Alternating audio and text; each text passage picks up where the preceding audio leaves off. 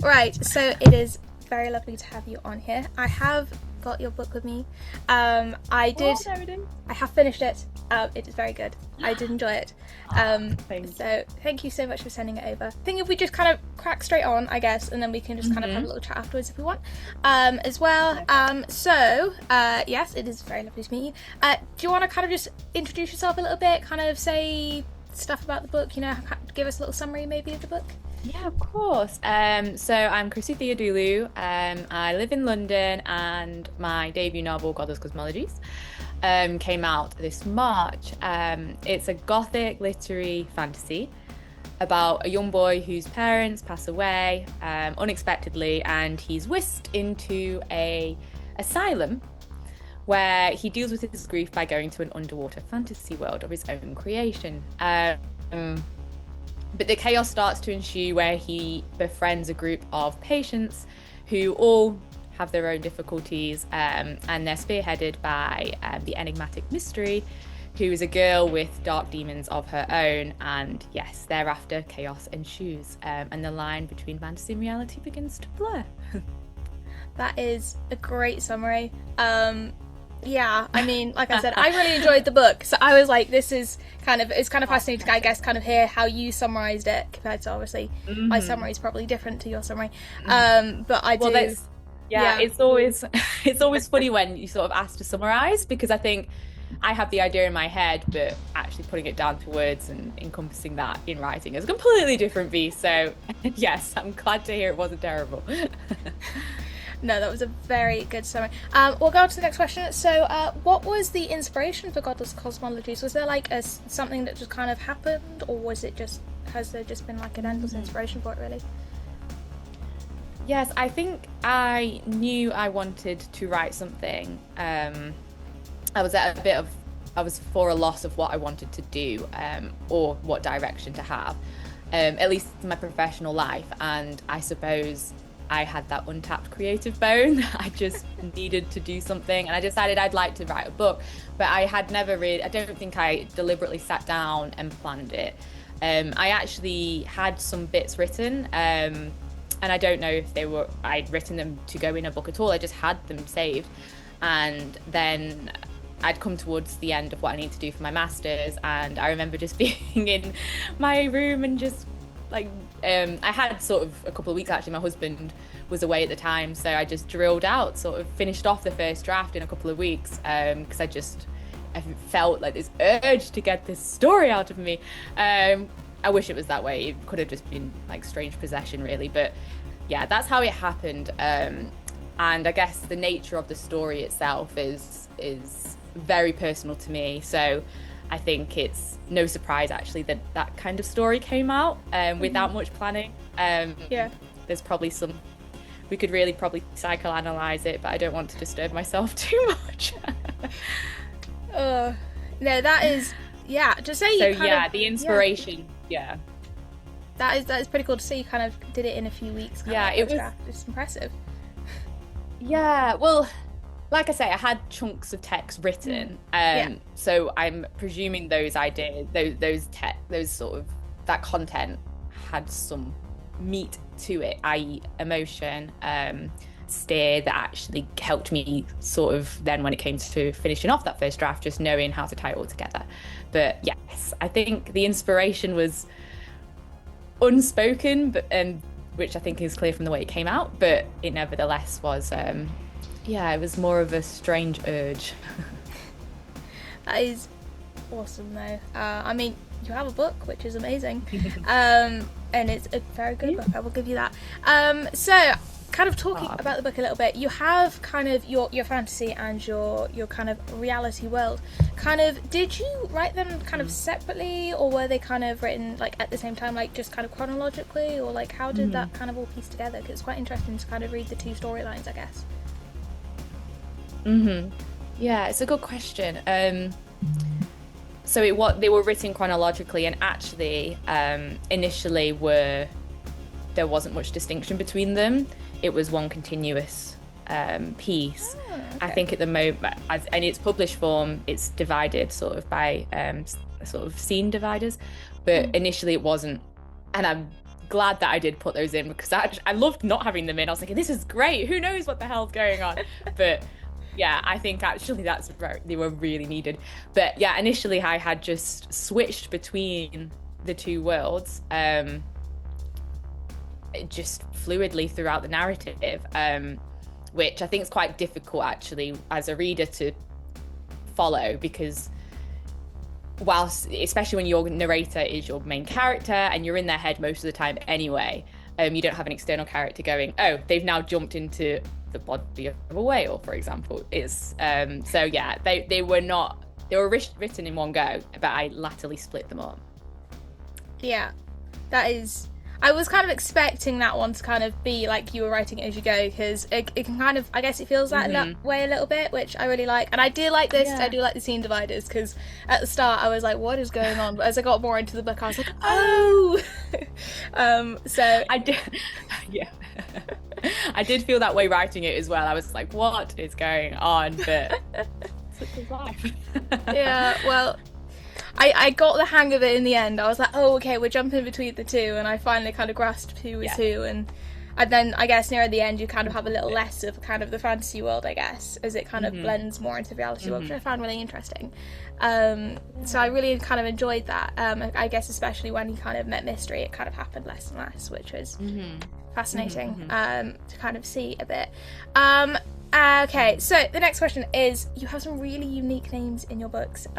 So we have Pear, who's our main character, and then Mystery, and then the octopus, Mr. Octavely. Like, how, I probably pronounced that wrong, but kind of how did you come up with those names? Did they kind of just come to you, or did you just like research and stuff like that? Because like I loved the unique names.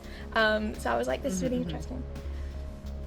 No, that's lovely to hear. I suppose it's set in a fictional but nevertheless somewhat realistic period, i.e. a couple of centuries ago, so very far back society, and a lot of the names, except from those perhaps more eccentric names, I believe are quite traditional. Even Galileo, for example. Just some of the names I kept quite traditional, but then what I sort of I really wanted to have that sort of vein of bizarreness running through it, these odd little nuggets of strangeness that sort of a kind of left field. You'd be reading something, like I say, quite traditional with carriages and etc., and sort of a really pared back asylum, but then you'd have someone called Pear, and they'd seem utterly out of place. And I think I didn't do that intentionally, but I think with hindsight, it's nice. I like to think of it as being a testament to those characters, as they are essentially oddballs in a world that is odd but doesn't think it's odd. So I wanted to give names to people that I wanted to draw attention to as being outsiders, but also those names I wanted to be quite fun. There is, I'm not sure if I can go as far as to call it a metaphor, but there's a scene which you might recall where Pear actually picks up a pear and he starts eating a pear, and the pear itself is intentionally described as being quite battered and beaten, and I suppose a pear is not always the pick that people run to either. So it's I think symbolically I like these names because they were sort of odd and quirky and not quite fitting for the world that I was trying to build. That is awesome, and I don't think I actually picked up on that little metaphor thing, but now you said it, I'm like, oh yeah, because there's a few mentions of pears like in the story, because he plants a few, doesn't he, as well?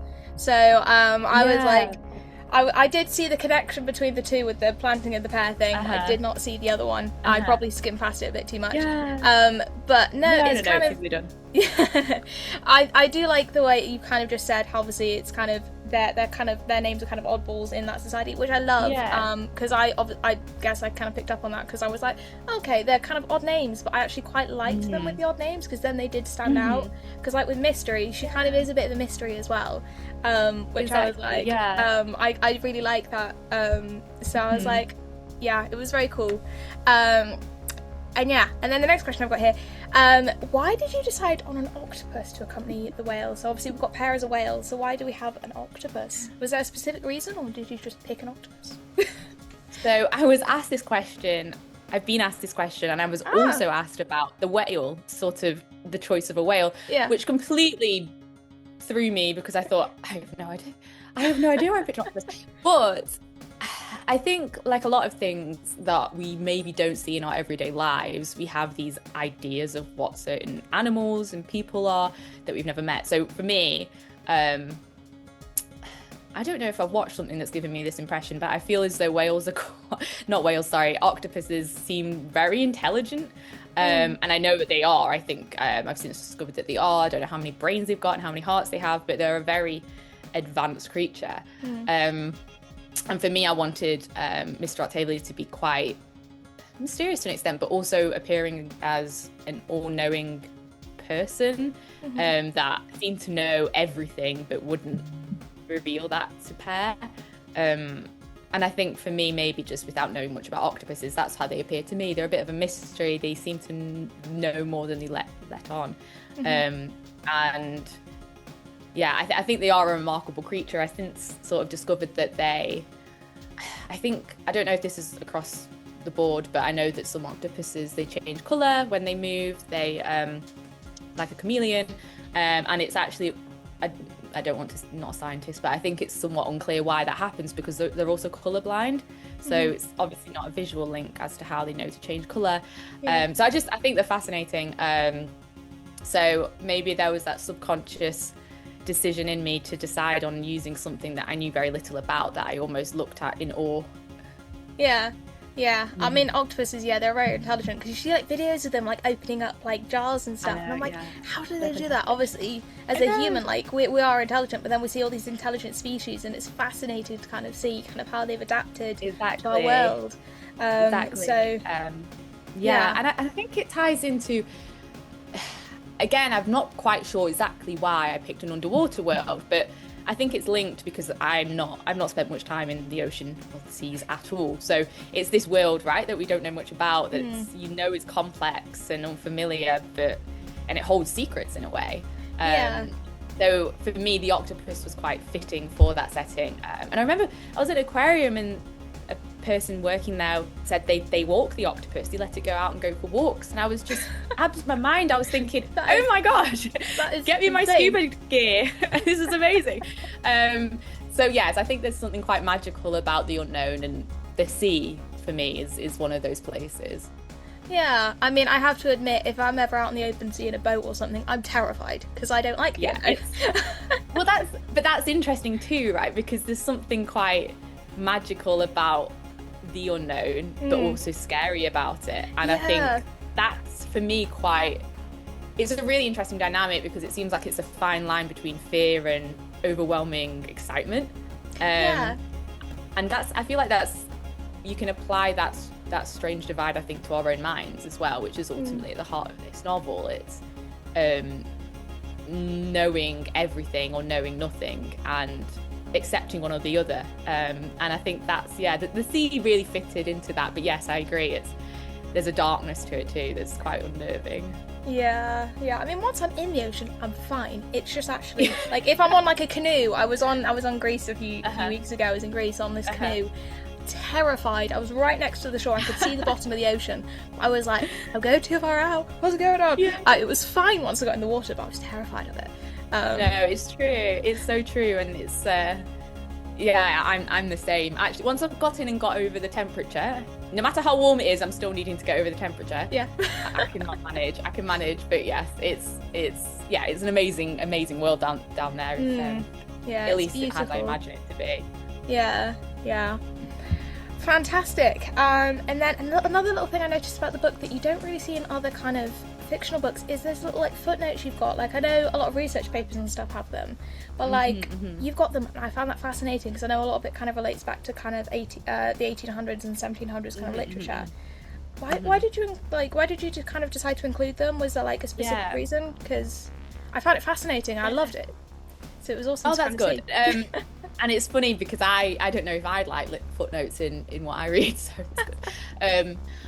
But I should say the footnotes, the texts referred to are completely fictional. Are they? And yes, and the reason I think I included them was because it was part of me trying to characterize Pear. Because one thing I think I knew I sort of retrospectively realized I was struggling with was Per is a very quiet character.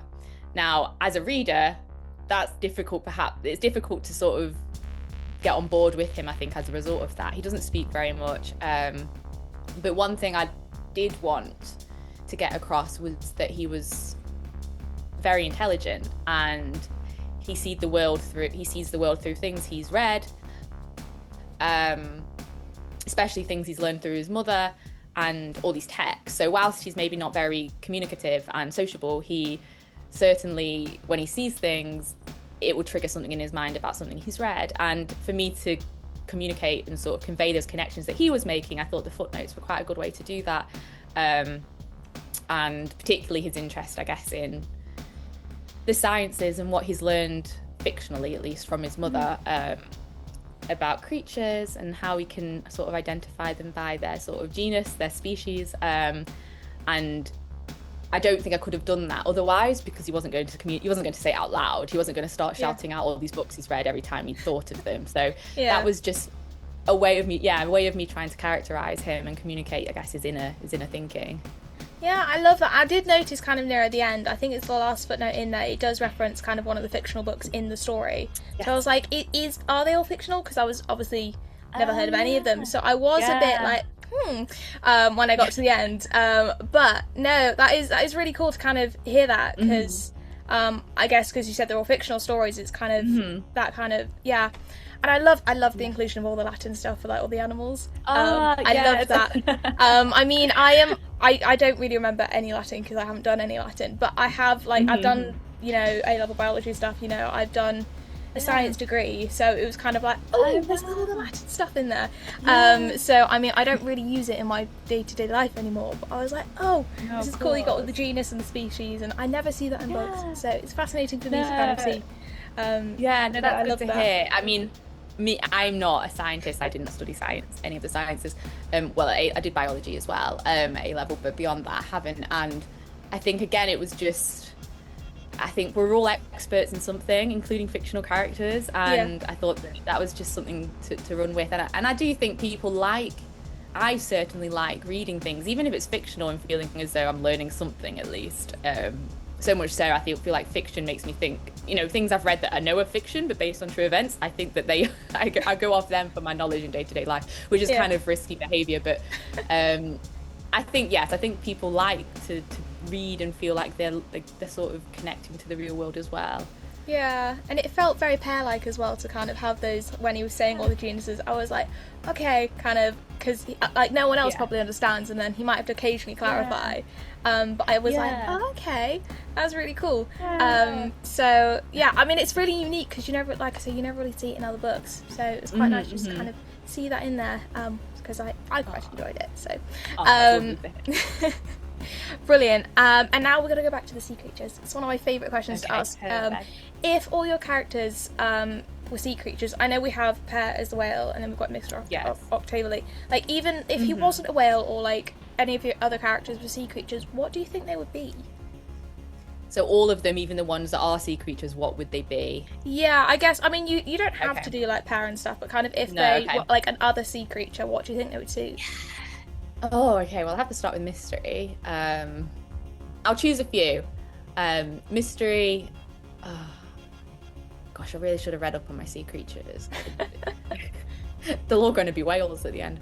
I think she would have to be a hammerhead shark. Oh, okay, yeah. She would have to be a hammerhead shark. And that's, I think, from just my very limited knowledge of the fact that sharks are quite misunderstood. They're not all necessarily going to bite your head off. But yeah, I do find hammerhead sharks, not that I've encountered one, I don't think, but they look quite menacing nevertheless. And I think that's quite interesting because she's beautiful too. So there's danger in beauty, and I guess menace in that too. Who else? So Galileo, who sticks in my head, who's a patient who changes his identity quite frequently. At least he changes who he believes he is being or acting as. And I think he would be a crab. Ooh. and I've got no good reason for that. Sometimes you just see it, but there's never a I reason. think that's it. They're almost, they feel to me, not that again I know much about crabs, but like a fly on the wall creature that just sort of, and Yeah. especially how they walk sideways, it's almost a very unthreatening, gentle existence that they're leading, and they're doing no harm. I'm sure they maybe do harm to some what they eat, but that would work, I think. And I'll do one more. Okay. I can't, it's terrible. I can't even pull my own characters' names up. What is hard kind of trying to imagine who they could be as well. It is. I think, yeah, I might just, maybe Pear's mother. No, forget that. I'll go with Pear's father, who he has, I think, more of a conflicting relationship with, or did before he died. So for context, him being the father, that he sort of was very aggressive, but also extremely sensitive. I think he would be, oh gosh, I wish I knew more about sea creatures.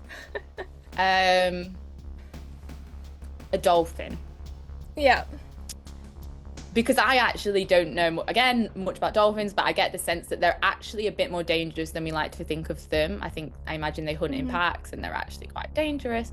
But nevertheless, I don't know if you've ever seen a video of like a dolphin that looks like it's smiling whilst it's swimming past people. Like, I've actually met a few dolphins as well, so I know what you mean. Yeah, I mean, not like they were at a zoo over in Gran Canaria when I was younger, but there's a photo of me posing with a dolphin smiling somewhere in our house. Yeah, exactly. And I bet it was smiling with you, and that's what I mean. I think there's a playful loveliness to them, but also I imagine they are predators to something. And Pear's father, I think, for me, deep down, whilst he does some terrible things, I think he's a broken man, and I think that that's ultimately quite a childlike, playful part of him that maybe a dolphin. That is a good answer. Sorry, I kind of put you in the position of like, it's hard to kind of do that, because I know I've had that kind of question asked to me before, and I was like, I have no idea. I mean, just kind of, you know what, I'll just grab my encyclopedia of animals and just pick them out. No, it's a good question, because I must have gone through that exercise subconsciously when deciding what Pear would be, for example. So it's a very good exercise. Well, I think Pear makes a very good whale. I mean, he's purple as well, so that kind of sets him apart. I find quite hard to imagine, but he is purple. I love the fact he's purple. It's great. Yeah. Just let your imagination run wild. It'll work. Yeah. Right. The next little question here. What was the kind of hardest part of the writing process? Was there like a certain bit, or was it all just hard, or? Yeah, I have to admit, writing it felt not the easy part, but it felt, I mean, like I described it, it was just, I felt a need to just finish something off, and actually to get certain, just wanted to produce something, I guess. I just was desperate, I guess, for a creative act. And I think the hard part for me was, so I studied law, and I think a lot of that, and a lot of just studying in general, as I'm sure you know from your degree, is about getting things right, even just simply proofreading things and polishing things, and those little details that usually everyday life demands of you, which are quite exasperating. I think when I got to the stage where I was actually having to do that, which I know is such an important part of it, but for me it was dealing with perhaps the largest piece of work I'd ever written, and doing that, I found that really quite difficult, because I can be quite obsessive as well in my behaviours, so going through something and wanting to get it perfect, but also finding it challenging doing it, and thinking, oh my gosh. And I remember printing out versions of it, sheets of paper, so that was probably the hardest part, because I guess the fun part is telling a story. The hard part, I guess, like lots of things, is actually tidying it and doing the labour to give it, a chance. Yeah. And then is there like, have you got any more books on the way? Is there any more kind of future projects you've kind of got going on currently that you can tell us? Yeah. I am working on my next novel, yes. And desperately trying to find time to do it. But between that and trying to sort of promote this Godless Cosmologies. So, but yes, there is a novel on the horizon, and I think there's not much I can actually say about it, because whilst I've tried to plan this one a little bit more, I still have no idea what it will turn out to be. And I think that's hopefully for me what art is about to some degree. I think, like I was saying before, when your everyday world is quite rigid, it's a breath of fresh air really to do something slightly different.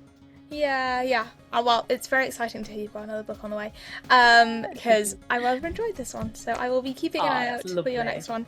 And then kind of the last question I've got here, is there any advice to kind of aspiring authors? It's one I ask everyone, but I think it's so good to kind of have that kind of advice for people who might be wanting to write in the future, who might have a book on the way. Of course. Yes. So I don't recall when I was finishing off the first draft that I was setting out to have it published. I just wrote for me, and I'm not saying that worked, but what I will say is I think write for yourself first, because there's so many voices maybe that are trying to appease others, and we don't want loads of clones. I think that's the shame. That's not what we want in the artistic world. So just be yourself, literally on paper, and I'm sure it will pay dividends. That is great advice there. And I mean, I always ask, that I feel like I forgot to miss out, but I always ask, like, what's your favourite out of context quote? But I did write down a quote that I really enjoyed as I was reading it. It's literally just before part 2 starts. So I'm just going to, is it alright if I just kind of say it here? It's such a good one, because it's like, you can't really tell who it's about, I guess. I mean, you probably will, but I love this quote, which was, I had been kissed by rays, even if I was yet to feel the sun. It really kind of resonated with me, that one. I was like, oh, it's such a nice quote, and I was like, I'm just going to write that one down. Oh, that's lovely. No, that's lovely to hear. And yes, spoiler, that is about Pear, but nevertheless, that's really nice to hear. Yeah, it's I think, I'm trying to remember the context for that, but yeah, I think there was a lot of, for me, Pear was a little soul in a little shell, and he just really needed to feel the sun, so it felt a fitting quote. Yeah, I'm just going to try to find it, because it's literally just before part 2 starts, which I can't remember where it is in the book. I think it's like, isn't it Pear talking about, I think it might be Pear talking about mystery at that point, or something. It definitely will be. I think it's about him having sort of enjoying life. It's about him enjoying life a little bit more. Yeah, it's literally the last line before part 2, so. Oh, yeah. Okay, I'll know where it is now. I can go and revel in my own writing. But I was like, that's such a beautiful line. I mean, there's lots of beautiful lines in there, but I really enjoyed that one. I was like, I just have to write it down. No, that's lovely to hear. No, it's always an honour for someone to actually quote your writing back to you. No, that's lovely to hear. Yeah, no, I was like, I completely forgot to put in the questions, what's your favourite out of context quote? Because I always do that, because everyone always has such good quotes. So I was like, well, I'm going to say a quote that I wrote down. So. No, that's good, because I would not know what to say, to be quite honest. And I underline what I'm reading sort of a lot. So I would have had to have gone to my trusty bookshelf and pulled out books and hoped to God I land on a good one. But no, that's lovely. Thanks for the support there. It's all right. No, you write some beautiful stuff in there. So I was like, I think there's one that I told my sister while I was on the train. It was, I think there was a quote later in the book, something about like playing a piano like really fastly, like getting to the end of a crescendo or something. I can't remember the quote exactly. Oh. It was such a good one. And being a musician as well, I was like told my sister, because we both play instruments. So I was like, that's such a good one. No, I think that was. I don't know if I did it deliberately, but I think in terms metaphorically, it was. I guess it was the way Pear would think of things. Yeah. I can't find it in the book, but it was such a good one. I didn't write it down then because I ran out of time. No. That was it was like, there was a lovely metaphor there, because I think something had happened like really dramatically in the book, and then he went to kind of go rage about it somewhere. and then obviously that was written, so I was like, oh, okay. He does rage a lot. Yeah, I'm afraid I can't pull it from my thoughts, but maybe I will tonight in the middle of the night. I think I know exactly what page that's on. Yeah, it's somewhere kind of in the last half of the book, I can tell you that. I just don't know exactly that narrows it down phenomenally. Well, thank you so much for kind of being here and obviously giving me a chance to interview you, because obviously you're my third video interview, so we're kind of we're getting some interviews in, which is nice, and I'm really enjoying just kind of having the opportunity to interview authors and kind of hopefully promote their works a little bit as well, which I'm really enjoying doing. Oh, well, no, thank you so much for having me. It's been lovely to chat to you on a Friday evening, amongst the chaos that is real world. So yes, no, and yeah, wish you all the best with all your interviews. It's lovely that you're doing this, and I think it's really nice to sort of create a space between people that read and people that write. Thank you. Thank you. Hi, it's Magically Unofficial here. Thank you so much for watching this interview. I hope you find a new indie author via watching my videos, and discover new indie authors as well. To get notifications for when my next indie author interviews will be out, don't forget to like this video, subscribe to my channel, and hit that little bell so you get notified when my next interview is out. I hope you have a fabulous day, and yeah, I hope you find a new favourite indie author to read.